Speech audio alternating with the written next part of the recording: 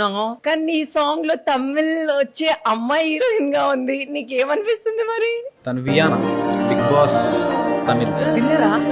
Big Boss season 9 Tamil contestant. తమిళ్లో contestant తను ఇప్పుడు మీ సాంగ్ చేసే అమ్మాయి. సో ఇది మేము యాక్చువల్లీ ప్లాన్ చేసింది బైలింగ్వల్ ప్లాన్ చేసాం. మాకున్న క్యారెక్టర్ వియానా పర్ఫెక్ట్ అని చెప్పి అనుకొని మేము వియానా తీసుకున్నాం. అంటే సెలెక్షన్ ఎవరిది? డైరెక్టర్ దా? Director the first everything. అంటే నేను ఎప్పుడు ఎందులో నిలబెట్టలేదు, కాస్టింగ్ లో ఎందులో నిలబెట్టలేదు. తనకు ఒక విజన్ ఉంటుంది కదా, దాన్ని మనం డిస్టర్బ్ చేయకూడదు అని చెప్పి తనకే వదిలేసాం. వావ్, ప్రతి ఒక్క డైరెక్టర్ అంటే ఆర్టిస్టుల దగ్గర ఇదే కోరుకుంటారు, మీరు ఏది చెప్తే మేము అది చేస్తామని. ఆర్టిస్టులు చాలా మంది తక్కువ ఉంటారు. సో మీకు ఆ ఫోటో పంపించి నెక్స్ట్ ఇదే సాంగ్ లో మనం ఈ అమ్మాయితోనే చేస్తున్నాం అట్లా పంపించున్నారా? మీకు చూడగానే మీకు ఏమనిపించింది? ఓకే అన్న, వర్క్ చేస్తున్నప్పుడు తను తమిళ్ మాట్లాడుతుంది, తనకి హిందీ వచ్చు. అక్కడ మనకి నేను షూటింగ్కి వెళ్ళినప్పుడు ఇప్పుడు నాకు 4 రోజులు ఏం చేయాలి నేను అనే దగ్గర ఉన్నా. హిందీ క్యా మే ఉర్దూ సే ఓకే అమ్మయ్య బతికిపోయిన ప్రాణం లేచి వచ్చిందిరా నాయన అని చెప్పి she's a very good girl. అవును. అసలు మీ ఒక సాంగ్ ఆ బ్యూటీ షాట్స్ చూస్తుంటే అసలు మీరు అంబ్రెల్లా పట్టుకొని ఇట్లా తిరుగుతుంటే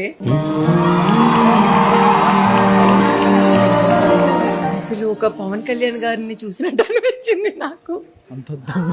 అంటే నువ్వు పవన్ కళ్యాణ్ గారి ఫ్యాన్ కదా, నేను కూడా ఫ్యాన్ ని. అట్లా చూస్తుంటే ఒక పవన్ కళ్యాణ్ ఫ్యాన్ అంటే ఇట్లా ఉండాలిరా బాబు అనిపించింది. అసలు ఎంత బ్యూటీగా ఉంది ఆ సాంగ్. అసలు ఆ సాంగ్ మేము ఎప్పుడు చూడబోతున్నాం?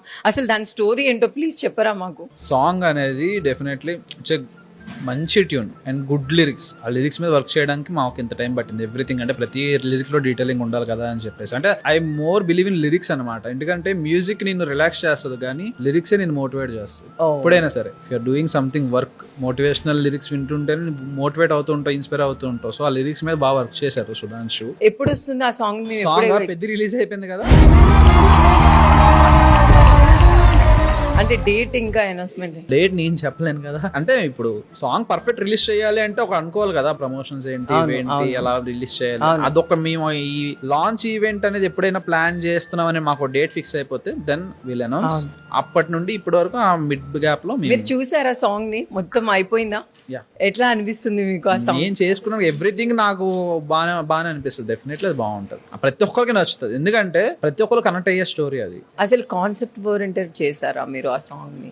కాన్సెప్ట్ ఓరియంటెడ్ అది. అంటే after breakup what they are అనేది లీక్ అయిపోయిందా? దొరికేసింది. సో మొత్తానికైతే మీ ఫ్యాన్స్ అందరికి కూడా అసలు ఇప్పుడు ఒక బిర్యానీ దొరికినట్టే. ఆ సాంగ్ నేను ఫస్ట్ లెటర్స్ వినగా నాకు అనిపించింది ఈ సాంగ్ నేను పాడుంటే ఎంత బాగున్నావు అని. నేను పాడుంటే ఎట్లుండేది? టెలికాస్ట్ చేయనండి అది.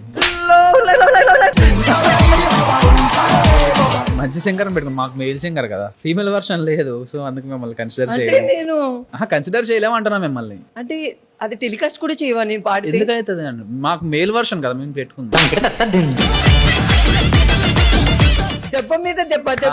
నేను అంటుంది ఏంటంటే మా దాంట్లో ఉన్నది ఫీమేల్ వర్షన్ కాదు, మేల్ వర్షన్, మేల్ వాయిస్ ఉంటది. సో మీరు చేయలేరు అనేది నా అర్థం. అంటే అదే అమ్మాయి వర్షన్ లో నేను పాడుంటే ఒకసారి ట్రై చేస్తారా? నిజమే రుజువైనది. దాపేస్ ఎంత పరువు తీస్తున్నావు తెలుసాను. మీ లైఫ్ లో ఎవరికైనా థ్యాంక్ యూ చెప్పాలి అంటే ఎవరైనా ఉన్నారు? నా ఫ్యాన్స్ మా ఫ్యామిలీలో ఫీల్ అవుతా. ఇప్పుడు నీ ఫ్యామిలీ నన్ను అడ్మైర్ చేసే వాళ్ళకి, నా కోసం సోషల్ మీడియాలో పేజెస్ నన్ను చేసే అందరికి చాలా చాలా చాలా థ్యాంక్స్. సారీ ఎవరికైనా చెప్పాలి అంటే ఇది బేసిక్ గా సారీ అండ్ థ్యాంక్స్ రెండు వాళ్ళకి. సారీ ఏంటంటే నేను సోషల్ మీడియా పర్సన్ కాదు. ఎందుకట్లా? బేసిక్ గా నాకు అలవాట్లేదు. ఎక్కడికైనా వెళ్తానంటే దాన్ని చాలా ప్రైవేట్ గా ఉంచుతా. ఈ నెల రోజుల్లో నేను చాలా తిరిగా, ఎవరికి తెలియదు. దానికి సారీ.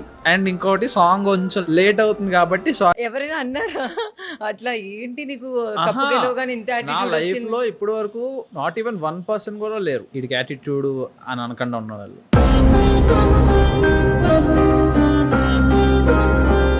లుక్స్ అలా ఉంటా, నేను ఏం చేస్తా? అయ్యో పాపం, 10 మంది ఉంటే నేను సైలెంట్ గా ఇలా ఉంటా. అది పొగర్లా కనిపిస్తుంది వాళ్ళందరికి. నా లోపల ఏంటి ఇంద్ర నాకు ఎంత మంది ఉన్నారు పక్కన మాట్లాడితే ఏమవుతుందో అనే భయం. నా ఇంటెన్షన్ అది. ఉంటాయా? లేవు. బిగ్ బాస్ హౌస్ లో కావాలని కొన్ని రిలేషన్స్ పెట్టుకుంటారు, కప్పు గెలవడానికో లేకపోతే ముందుకు వెళ్ళడానికో. ఇట్లాంటి అన్ని రూమర్స్ బయట వింటూనే ఉంటాం. అది బేసిక్ గా సీజన్ 1 నుంచి వస్తుంది. మీరు కూడా హౌస్ నుంచి వచ్చారు కాబట్టి నేను అడుగుతున్నా. సో లోపల బాండింగ్ అనేది అవి రియల్ గానే ఉంటాయా కళ్యాణ్? అంటే బేసిక్ గా దీనికి నేను ఒక ఆన్సర్ చెప్తా. 100 రోజులు ఎవడో నటించలేడు.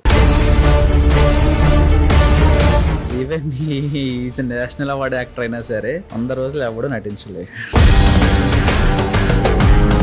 అనుకున్న పర్సెప్షన్ నేను మార్చలేను. బట్ వాళ్ళందరికీ ఒక క్లారిటీ ఇచ్చేది ఏంటంటే ఎన్ని కెమెరాలు ఉన్నా ఏ ఉన్నా 100 రోజులు నటించలేదు. ఇప్పుడు కొత్త అగ్ని పరీక్ష స్టార్ట్ అవ్వాలి అంటే వీడియో బైట్స్ పంపించాలి. సో ఎలాంటి వీడియో బైట్స్ పంపించాలి? మీరు ఎన్ని వీడియో బైట్స్ పంపించారు? నేను ఒకటే పంపా. ఎన్ని టేక్స్ తీసుకున్నారా వీడియో బైట్స్? అది ఎలా ఉంటదంటే నేను ఇది చేద్దాం అనుకుంటున్నా, సో నాకు కావాలి, నేను కళ్యాణ్ పడాలా, బిగ్ బాస్ హౌస్ కి వద్దాం అనుకుంటున్నా, కప్పు పట్టుకెళ్దాం అనుకున్నా, ఏమంటావు నువ్వు అన్నట్టు బాబు ఇది ఏదో వెళ్ళడం నేను చెప్తా. యాక్చువల్లీ డ్యూటీ అయిపోయింది, అప్పుడు ఆదిరెడ్డి అని వీడియో చూసా. పక్కన ఒక రేకుల షెడ్ ఉంటే రేకుల షెడ్ దగ్గరికి వెళ్ళి సో నా పేరు పవన్ కళ్యాణ్, నేను ఇప్పుడు ఇన్ని సంవత్సరాల నుంచి నేను ఇలా చేస్తున్నా, సర్వీస్ చేస్తున్నా, నాకు చిన్నప్పటి నుంచి యాక్టింగ్ అంటే ప్యాషన్, నేను ఆల్సో బిగ్ బాస్ కూడా జూనియర్ ఎన్టీఆర్ గారు హోస్ట్ చేసినప్పటి నుంచి నేను బిగ్ బాస్ నాకు చాలా ఇంట్రెస్ట్. సో నా కెరియర్ కి ఇది ఒక మంచి ప్లాట్ఫామ్ అవుతుందని నేను నమ్మి ఈ వీడియో పెడుతున్నాను. సో నన్ను కన్సిడర్ చేస్తారు అనుకుంటున్నాను. అంతే.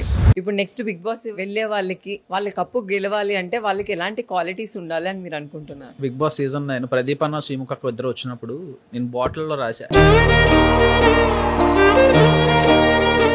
దొరికిన వాళ్ళకి అదృష్టవంతులు, వాళ్ళకి తెలిస్తే ఎలా ఉండాలో. నేను ఇక్కడ చెప్పను, అక్కడ చెప్తా. మనం అగ్ని పరీక్షకి వెళ్ళినప్పుడు దానికి ముందు ఎన్ని పరీక్షలు రాసామమ్మా మనం? 5-6 రాసి ఉంటా. ఎట్లుంటాయి అలాంటి పరీక్షలు? రకరకాలుగా ఉంటది, వెళ్ళినట్టు తెలుస్తాయి బాధలన్నీ. మీరు ఇప్పటికీ మర్చిపోలేని నా పరీక్ష ఏంటో చెప్పండి. గ్రూప్ డిస్కషన్ 2 టాపిక్లు ఇచ్చారు, మాట్లాడమన్నారు. మాట్లాడాలి తర్వాత 2-3 మాట్లాడిన తర్వాత ఓహో ఓకే అప్పుడు నేను మాట్లాడడం మొదలు పెట్టాను. ఎప్పటికీ నా లైఫ్ లో ఇలాంటి రోజు రాకూడదు అనుకున్న రోజు ఏదైనా ఉందా మీకు? బిగ్ బాస్ టైటిల్ విన్నింగ్ మళ్ళీ రాకూడదు.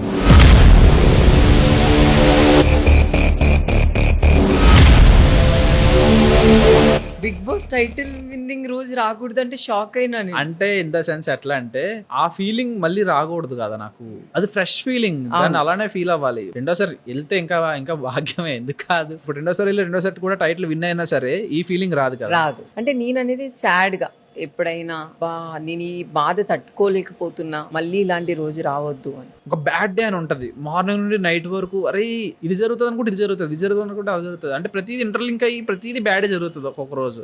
మీ లైఫ్ లో ఎప్పుడైనా వెన్నుపోటు పొడిచిన వాళ్ళు ఉన్నారా మీకు? It's not about back stabbing అని కాదు అది. అంటే ఇప్పుడు ఈయననే పర్సన్ మీ దగ్గరికి వచ్చి నేను వేరే పర్సన్ గురించి చెప్తుంటే అంటే నేను నీకు క్లోజ్ అవ్వడానికి వాడి గురించి చెడుగా చెప్పాల్సి వస్తుంది. కొంతమంది అలా చేస్తుంటారు అనమాట, వేరే వాడి గురించి చెడుగా చెప్తూ నాకు క్లోజ్ అవ్వాలనుకుంటారు. మరి వేరే వాడు క్లోజ్ అవ్వడానికి నా గురించి చెడుగా చెప్తాడు కదా.